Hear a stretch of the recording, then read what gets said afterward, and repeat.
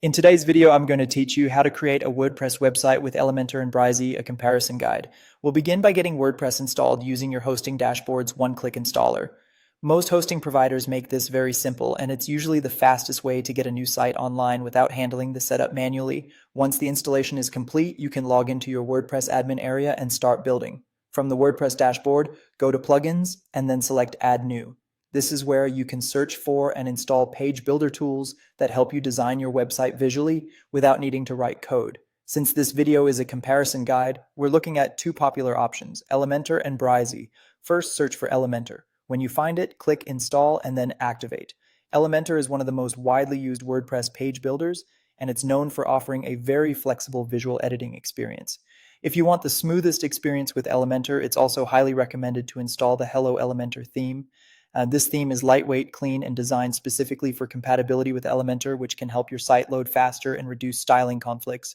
If you'd like to try the alternative option instead, search for Brizy, then click Install and Activate. Brizy is also a visual page builder, but it approaches the editing experience in a different way. Both tools can help you create professional-looking pages, but the workflow and interface feel quite different, and that's what makes this comparison useful. Elementor uses a more traditional layout strategy built around sections, columns, and individual widgets. In practical terms, that means you structure your page in layers. You start with a section, divide it into columns, and then place content elements like headings, images, buttons, or text blocks inside. And this can feel very organized, especially if you like having a clear framework while designing. Brizy, on the other hand, takes a more non-intrusive approach. It keeps many global options hidden until you actually select a specific item. That means the interface can feel cleaner and less overwhelming at first glance, because you mostly see only what you need in the moment.